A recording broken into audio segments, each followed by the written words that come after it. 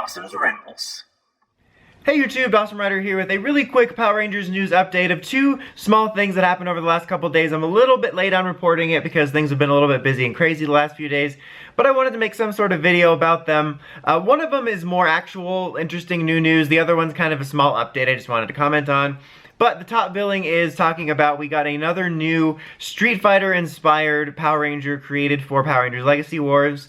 Chun-Li, I believe the name is. I'm not a huge Street Fighter fan. Like, I know it exists, and that's it. I don't know a terrible amount about it. I know some basics, but they're including another one just like Rearranger from, I think it was last year. I can't remember if it was this year or last year. But they did a Rearranger, not to be confused with Rearranger. Minors, not minors. I think that's pretty cool. I mean, we have a look at her suit and stuff like that, which I like. I do like both suits. I wouldn't say they're my favorite thing ever, or my favorite suit ever, or anything like that.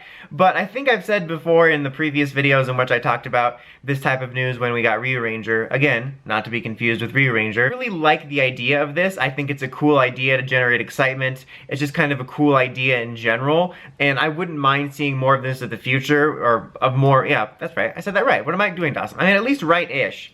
Anyway, I'm getting distracted. But I like the idea, like, whether we would get more Street Fighter characters inspired by it, or other partnerships, whether it's video game tie-in or not, where we got a Power Ranger that's based off of some sort of partnership. I kind of dig that idea. I think it's cool. I like to see new Ranger suits, so that's probably where that comes from. You know, I'm not huge into Legacy Wars, to be honest. I'm not huge on Legacy Wars, but I like that they did that. I would not mind at all seeing a Lightning Collection release for these. Not that it's on the top of my priority list, but I think it would make a really cool, like, exclusive 2-pack.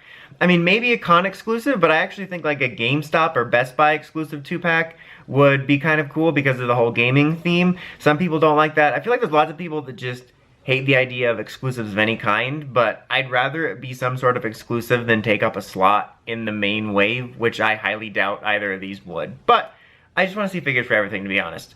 The other bit of news isn't really that much of big news. It's just something I wanted to talk about because I thought it was kind of funny. But the PR Twitter tweeted out like, oh, check out these confidential blueprints, or one of them's supposed to be confidential. We'll get to that. But it just showed like some blueprints for the Wave 3 figures coming up. You know, SPD Red, ZO3 Blue, Blaze. The one cool bit I wanted to talk about from that is when, like, you know, we each get to see the heads and stuff and the accessories. But with Blaze, one of his accessories is the briefcase that he has in the show, which he uses to make keys, which I thought was kind of a cool accessory, kind of a unique one. So I kind of dig that. I mean, the heads look okay except Rocky, which looks a little bit weird. I remember seeing a blurry photo during one of those Comic-Cons that was like a really bad look at the head. I'm like, oh, it can't look that bad. I'm like, oh, it kind of does. So I don't know if that'll improve or not, but it basically gives you the basics. And then the fourth slot is confidential, and I mean, come on, son. I'm pretty sure we all know it's MPR Yellow. I mean, because of the way things have been changing weirdly, it's possible MPR Yellow is being pushed to another release, like a different wave or a different format,